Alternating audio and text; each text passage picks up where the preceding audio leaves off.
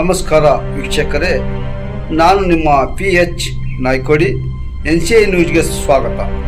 ಗುರವಿ ಗ್ರಾಮದಲ್ಲಿ Narayana super speciality ಆಸ್ಪತ್ರೆ ಸಹಯೋಗದಲ್ಲಿ ಭರ್ಜರಿ ಉಚಿತ ಆರೋಗ್ಯ ತಪಾಸಣಾ ಶಿಬಿರ 500ಕ್ಕೂ ಹೆಚ್ಚು ಜನರಿಗೆ ಪ್ರಯೋಜನ. ಕೃಷ್ಣರಾಜಪೇಟೆ ತಾಲೂಕು ಸಂತೆಬಾಚಹಳ್ಳಿ ಹೋಬಳಿಯ ಗುರವಿ ಗ್ರಾಮದಲ್ಲಿ ಬೆಂಗಳೂರಿನ ಹೆಸರಾಂತ ನಾರಾಯಣ ಸೂಪರ್ ಸ್ಪೆಷಾಲಿಟಿ ಆಸ್ಪತ್ರೆ ಸಹಯೋಗದಲ್ಲಿ ಉಚಿತ ಆರೋಗ್ಯ ತಪಾಸಣಾ ಶಿಬಿರ ಯಶಸ್ವಿಯಾಗಿ ನಡೆಯಿತು. ಗ್ರಾಮ ಪ್ರಾಥಮಿಕ ಶಾಲಾ ಆವರಣದಲ್ಲಿ ಆಯೋಜಿಸಿದ್ದ ಶಿಬಿರವನ್ನು ಖ್ಯಾತ ವೈದ್ಯರಾದ ಡಾ ಪ್ರಿಯದರ್ಶಿನಿ ಉದ್ಘಾಟಿಸಿದರು. ಈ ಸಂದರ್ಭದಲ್ಲಿ ಮಾತನಾಡಿದ ಅವರು, ಇಂದಿನ ಒತ್ತಡಭರಿತ ಜೀವನ ಶೈಲಿಯಲ್ಲಿ ಮಾನಸಿಕ ಖಿನ್ನತೆ, ರಕ್ತದೊತ್ತಡ ಮತ್ತು ಮಧುಮೇಹ ಸಮಸ್ಯೆಗಳು ಸಾಮಾನ್ಯವಾಗುತ್ತಿವೆ. ಪ್ರಾಣಿಕ್ ಹೀಲಿಂಗ್ ಥೆರಪಿ ಮಾನಸಿಕ ಒತ್ತಡ ನಿಯಂತ್ರಿಸಿ ರೋಗ ನಿರೋಧಕ ಶಕ್ತಿಯನ್ನು ಹೆಚ್ಚಿಸಲು ಸಹಕಾರಿ ಎಂದು ಹೇಳಿದರು. ಗ್ರಾಮೀಣ ಜನರು ಪೌಷ್ಟಿಕ ಆಹಾರ ಸೇವನೆ, ಶುದ್ಧ ಕುಡಿಯುವ ನೀರಿನ ಬಳಕೆ, ವೈಯಕ್ತಿಕ ಸ್ವಚ್ಛತೆ ಮತ್ತು ನೈರ್ಮಲ್ಯ ಕಾಪಾಡಿಕೊಳ್ಳುವ ಮೂಲಕ ಆರೋಗ್ಯಕರ ಜೀವನ ನಡೆಸಬೇಕು ಎಂದು ಮನವಿ ಮಾಡಿದರು. ರಂಗನಾಥಪುರ ಕ್ರಾಸ್ ಗ್ರಾಮ ಪಂಚಾಯಿತಿ ಮಾಜಿ ಅಧ್ಯಕ್ಷ ಗೊರವಿ ಮಂಜುನಾಥ್ ಮಾತನಾಡಿ, 50ಕ್ಕೂ ಹೆಚ್ಚು ತಜ್ಞ ವೈದ್ಯರ ತಂಡ ಗ್ರಾಮಕ್ಕೆ ಆಗಮಿಸಿ ಆರೋಗ್ಯ ಜಾಗೃತಿ ಮೂಡಿಸಿರುವುದು ಶ್ಲಾಘನೀಯ ಎಂದರು. ರಕ್ತದೊತ್ತಡ, ಸಕ್ಕರೆ ಕಾಯಿಲೆ, ಗರ್ಭಕೋಶ ಸಮಸ್ಯೆಗಳು, ಮೂಳೆ ಹಾಗೂ ಚರ್ಮ ರೋಗಗಳು ಸೇರಿದಂತೆ ಹಲವು ಕಾಯಿಲೆಗಳ ಕುರಿತು ತಪಾಸಣೆ ನಡೆಸಿ ಅಗತ್ಯ ಔಷಧಗಳನ್ನು ಉಚಿತವಾಗಿ ವಿತರಿಸಲಾಯಿತು. ಗೊರವಿ, ಬಿಲ್ಲೇನಹಳ್ಳಿ, ಹೆತ್ತಗೋನಹಳ್ಳಿ, ಶಾರಹಳ್ಳಿ, ಸಾರಂಗಿ, ಆದಿಹಳ್ಳಿ, ರಂಗನಾಥಪುರ, ದೊಡ್ಡಹಾರನಹಳ್ಳಿ, ಚಿಕ್ಕಹಾರನಹಳ್ಳಿ, ಹರಪನಹಳ್ಳಿ ಹಾಗೂ ಮಾಳಗೂರು ಗ್ರಾಮಗಳ 500ಕ್ಕೂ ಹೆಚ್ಚು ಜನರು ಶಿಬಿರದಲ್ಲಿ ಭಾಗವಹಿಸಿ ಆರೋಗ್ಯ ತಪಾಸಣೆಗೊಳಗಾದರು. ಶಿಬಿರದ ನೇತೃತ್ವವನ್ನು ಗೊರವಿ ಸರ್ಕಾರಿ ಕಿರಿಯ ಪ್ರಾಥಮಿಕ ಶಾಲೆಯ ಮುಖ್ಯ ಶಿಕ್ಷಕ ಮಂಜೇಗೌಡ ಹಾಗೂ ಶ್ರೀಶಕ್ತಿ ಸಂಘಗಳ ಪ್ರತಿನಿಧಿಗಳು ವಹಿಸಿದ್ದರು. ಗ್ರಾಮದ ಮುಖಂಡರು ಮತ್ತು ಹಾಲು ಉತ್ಪಾದಕರ ಸಹಕಾರ ಸಂಘದ ಸದಸ್ಯರು ಸಹಕಾರ ನೀಡಿದರು. ವರದಿ ಡಾ KR ನೀಲಕಂಠ, ಕೃಷ್ಣರಾಜಪೇಟೆ, ಮಂಡ್ಯ. ನಮ್ಮೂರು, ನಾವು ಇಲ್ಲಿ ಮೆಡಿಸಿನ್ ತಗೊಳಕ್ ಬಂದಿದ್ದೀವಿ. ಗೊರವಿಗೆ ಬಂದಿದ್ದೀರಿ. ಏನು ಆರೋಗ್ಯ ಸಮಸ್ಯೆ ಇತ್ತು ನಿಮ್ಗೆ? ಆರೋಗ್ಯ ಸಮಸ್ಯೆ, ವೈಟ್ ಬ್ಲಡ್ ಕಡಿಮೆ, ಕೆಮ್ಮು, ತಲೆನೋವು. ಈಗ ಇಲ್ಲಿ ಚಿಕಿತ್ಸೆ ತಗೊಂಡ್ಮೇಲೆ ಪರವಾಗಿಲ್ಲ. ಎಲ್ಲರೂ ಈ ರೀತಿ ತಗೊಳ್ಳಿ ಅಂತ ಹೇಳ್ತೀರಾ? ಹೇಳ್ತೀವಿ, ನಾವು ಮಾಡ್ತೀವಿ, ಬೇರೆಯವರಿಗೂ ಹೇಳ್ತೀವಿ ಮಾಡ್ಲಿ, ಹೀಲಿಂಗ್ ಮಾಡ್ಕೊಳ್ಳಿ ಅಂತ.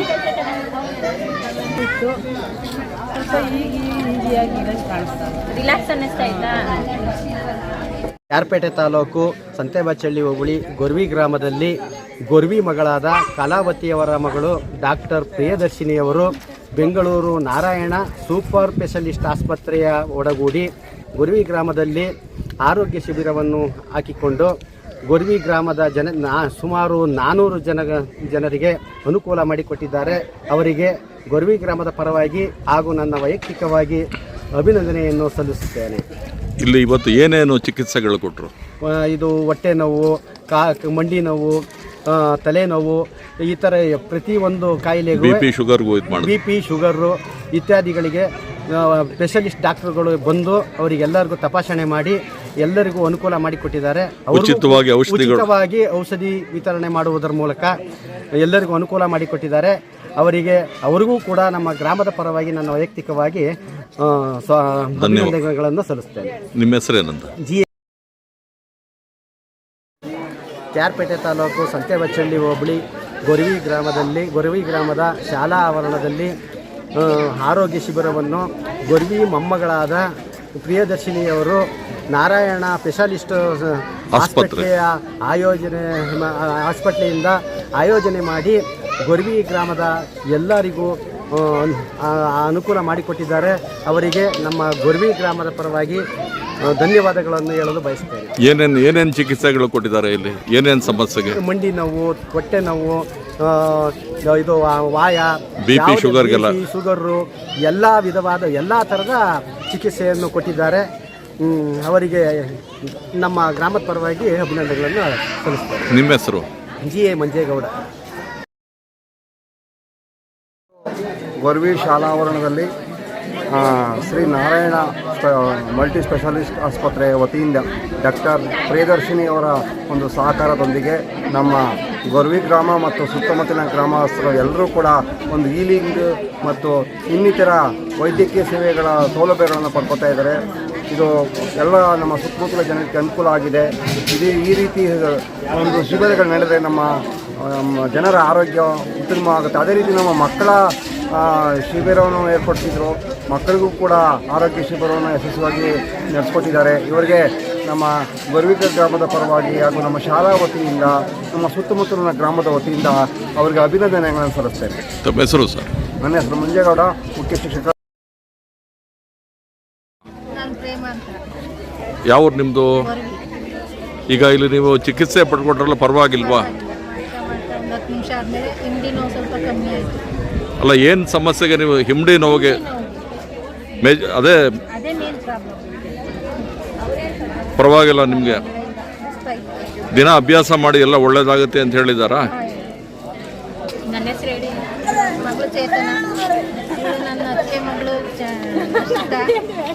ಇವ್ರ ಹತ್ರ ನನಗೆ ಟ್ರೀಟ್ ಮಾಡಿಸ್ಕೋಬೇಕು. ದಿನ ಅಭ್ಯಾಸ ಮಾಡಿ ಒಳ್ಳೆ ಗುಣ ಆಗುತ್ತೆ, ಅದು ಬರೋದೇ ಇಲ್ಲ ಮತ್ತೆ ನಿಮ್ಮ. ನನ್ನ ಹೆಸರು ಗೀತಾ ಗುರುವಿ.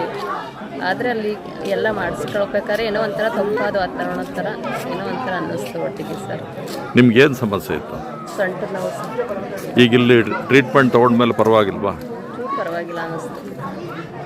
ಇದನ್ನು ಅಭ್ಯಾಸ ಮಾಡಿ ಅಂತ ಹೇಳಿದ್ರಾ? ಹೌದು ಸರ್, ಹೇಳಿದ್ರು. ಈಗ ಒಟ್ಟಿನಲ್ಲಿ ಏನು ಇವತ್ತು ನಿಮ್ಮ ಊರಲ್ಲಿ ಆರೋಗ್ಯ ಶಿಬಿರ ನಡೀತು, ಇದರಿಂದ ಅನುಕೂಲ ಆಗಿದೆ ಸಾಕಷ್ಟು ಜನರಿಗೆ. ಹೌದು ಸರ್. ನಿಮಗೂ ಅನುಕೂಲ ಆಯಿತಾ? ಹೌದು ಸರ್. ಇನ್ನೂ ಹೆಚ್ಚಿನ ಜನಗಳಿಗೆ ಇದು ಮಾಡಬೇಕು. ಇನ್ನೂ ಒಂದಷ್ಟು ಜನ ಬರ್ಲಿಕ್ಕೆ ಕೇಳಿ ಎಲ್ಲ. ಯಾಕೆಂದ್ರೆ ನಾವಾಗೆ ಹೋದರೆ ತುಂಬ ದುಡ್ಡು ಖರ್ಚು ಮಾಡಬೇಕು. ಈಗ ಮನೆ ಬಾಗಿಲಿಗೆ ಬಂದಿರೋದನ್ನ ಬಳಕೆ ಮಾಡ್ಕೋಬೇಕು ತಾನೆ. ಹೌದು ಸರ್.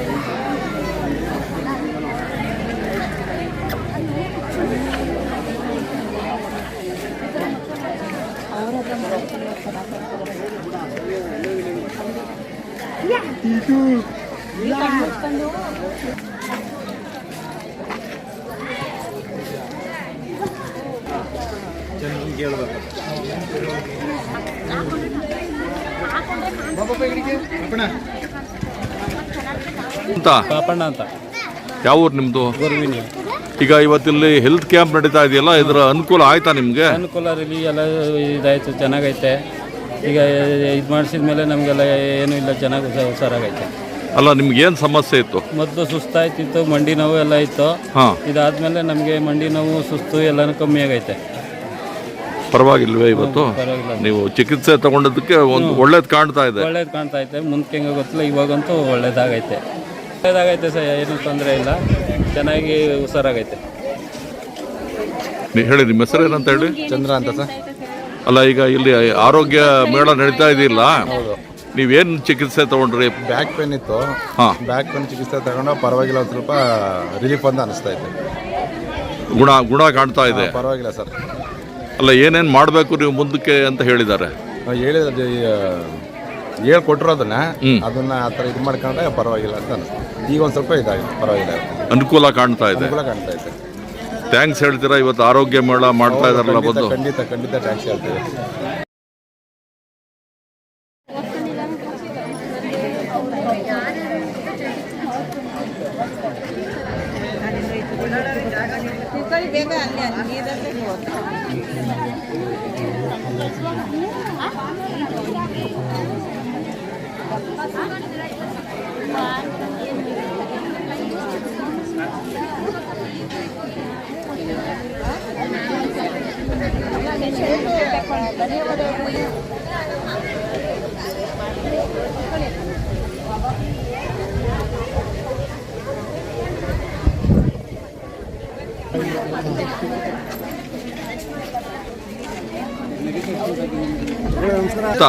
ಸಿಂಗಮ್ಮ ಅಂತ.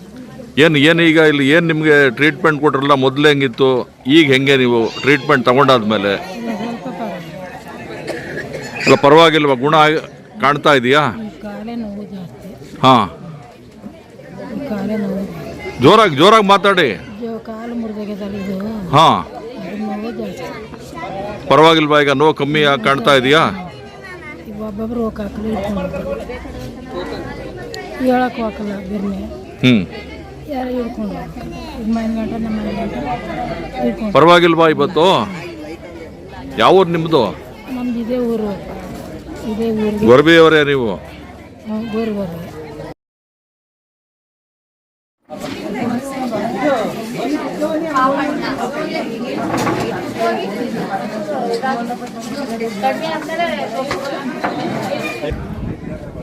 ನಮಸ್ಕಾರ. ಗೊರವಿ ಗ್ರಾಮ, ಸಂತೆಬಾಶಲಿ ಹೋಬಳಿ, ಕ್ಯಾರ್ಪೇಟೆ ತಾಲೂಕು, ಮಂಡ್ಯ ಜಿಲ್ಲೆಯಲ್ಲಿ ನಾವು ಎಕ್ಸೆಲ್ ಎನರ್ಜಿ ಹೀಲಿಂಗ್ ಮತ್ತು meditation centre, pranic healing centre ವತಿಯಿಂದ ಉಚಿತ ಪ್ರಾಣಿಕ್ ಹೀಲಿಂಗ್, ಪ್ರಾಣ ಚೈತನ್ಯ ಚಿಕಿತ್ಸಾ ಶಿಬಿರ ಮತ್ತು ಮೆಡಿಕಲ್ ಕ್ಯಾಂಪ್, ಉಚಿತ ಆರೋಗ್ಯ ತಪಾಸಣಾ ಶಿಬಿರ, ಇಂಟಿಗ್ರೇಟೆಡ್ ಹೀಲಿಂಗ್ ಅಂತ ಹೇಳಿ ಇವತ್ತೊಂದು ಮಾದರಿಯಾಗಿ ಶುರು ಮಾಡೋಣ. ಗ್ರಾಮಗಳಿಗೆ ಇದೊಂದು ಪ್ರಕಾರ ಆಯಾಮ ತಲುಪಲಿ ಅನ್ನೋ ಒಂದು ಸದುದ್ದೇಶದಿಂದ ಈ ಶಿಬಿರವನ್ನು ಏರ್ಪಡಿಸಿದ್ದೇವೆ. ಜನರು ಅದೇ ರೀತಿಯಾಗಿ ರೆಸ್ಪಾನ್ಸ್ ಕೊಟ್ಟಿದ್ದಾರೆ. ತುಂಬ ಖುಷಿ ಆಗ್ತಾ ಇದೆ.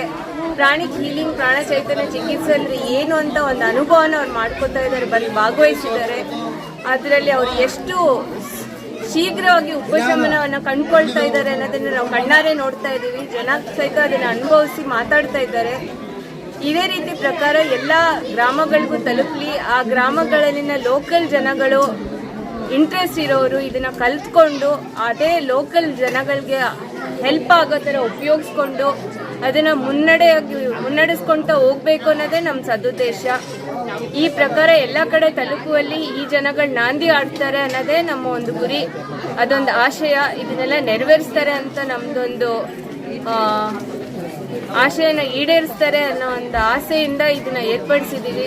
ಅದು ಎಲ್ಲ ಗ್ರಾಮಾಂತರ ಜನಗಳಿಗೆ ತಲುಪಲಿ, ಕರ್ನಾಟಕದ ಎಲ್ಲ ಗ್ರಾಮೀಣ ಜನಗಳಿಗೆ ತಲುಪಿ ಈ ಪ್ರಾಜೆಕ್ಟ್ ಯಶಸ್ವಿಯಾಗಿ ಬೇರೆ ಗ್ರಾಮಗಳಲ್ಲಿ ಇದೇ ಥರ ಆರ್ಗನೈಸ್ ಮಾಡಿ ಅವರು ಅದನ್ನು ಸದುಪಯೋಗ ಪಡ್ಕೊಂಡು ಎಲ್ಲರೂ ಆರೋಗ್ಯಕರವಾಗಿರಲಿ, ಅವರ ಲೈಫ್ ಸ್ತರ ಕೂಡ ಚೆನ್ನಾಗಿರಲಿ, ಸ್ಕೇಲ್ ಲೆವೆಲ್ಸ್ ಚೆನ್ನಾಗಿರಲಿ.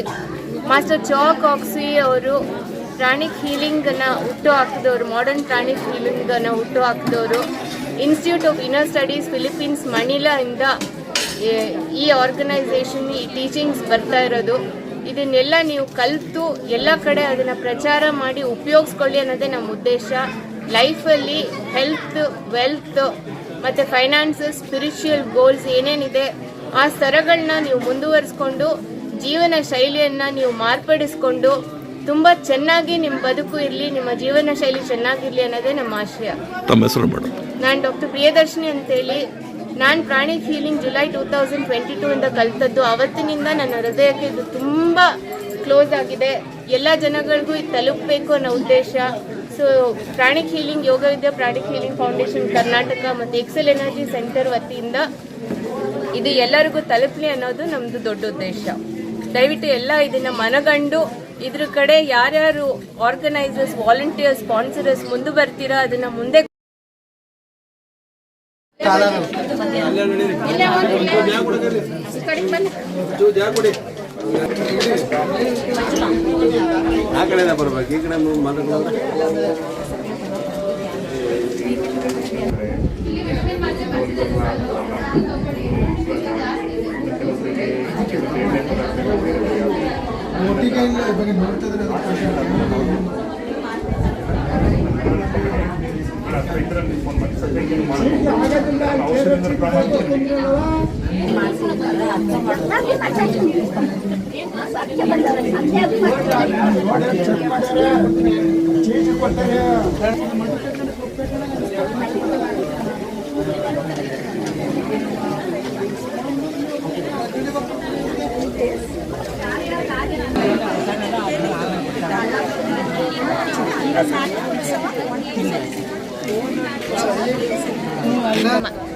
ಯಾವ ಊರು ನಿಮ್ಮದು? ಈಗ ಇಲ್ಲಿ ಚಿಕಿತ್ಸೆ ಪಡ್ಕೊಂಡ್ರಲ್ಲ ಹೆಂಗೆ, ಪರವಾಗಿಲ್ವಾ ಈಗ? ಯೋಗ ಮಾಡಿ ಕುತ್ಕೊಂಡ್ಮೇಲೆ ಒಂದು ಸ್ವಲ್ಪ ರಿಲೀಸ್ ಮೈಗೆ ಒಂದು ಸ್ವಲ್ಪ ನೋವು ಕಮ್ಮಿ ಆದಂಗೆ ಕಾಣಿಸ್ತಾ ಇದೆ, ಎಲ್ಲ ಹಗುರ ಆಗ್ತಾ ಇದೆ. ಸ್ವಲ್ಪ ನಾನು ಅಲ್ಲಿಗೆ ಯೋಗ ಮಾಡಿ ಕುತ್ಕೊಂಡ್ಮೇಲೆ ಒಂದು ಸ್ವಲ್ಪ ನನ್ನ ಮನಸ್ಸಿಗೆ ಹಗುರ ಆಗ್ತಾ ಇದೆ. ಅಲ್ಲ ಈಗ ಇವತ್ತು ನೀವು ಇಲ್ಲಿ ಚಿಕಿತ್ಸೆ ತಗೊಂಡ್ರಲ್ಲ, ಪರವಾಗಿಲ್ಲ ಅಂತ, ಪರವಾಗಿಲ್ಲ. ಈಗ ಮುಂದುವರಿಸ್ತೀರಾ ಇದನ್ನ?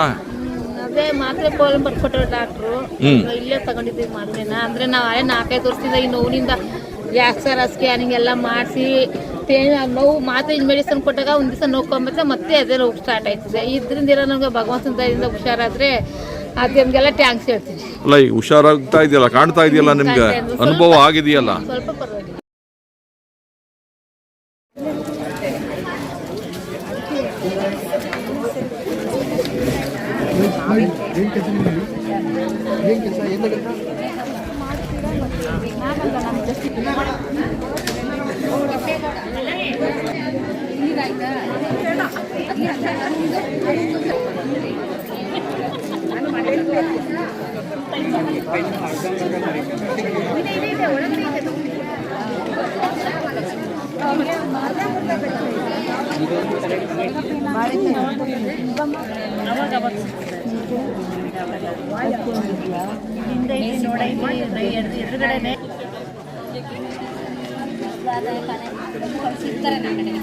ಇದೇ ಕೂಡ ಅಣ್ಣ ಬಿಲೇನ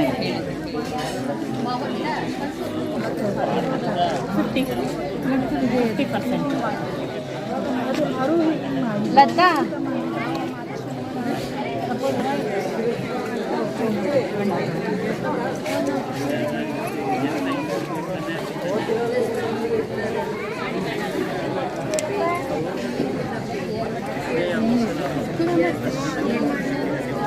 ಅದೇ ಕಾಕೊಂಡೆ, ಅದೇ ನಾನು ಖುಷಿ ಆಗಿರಲಿ, ಅಮ್ಮನಿಗೆ ಹಂಗೆ ಆಗುತ್ತೆ, ಇವಳಿಗೆ ಹಂಗೆ ಮಾಡ್ಬಿಡ್ಲು ಅಂತ ಯಾಕೆ ಹೇಳ್ತಾ ಇದ್ರು ಅದನ್ನ?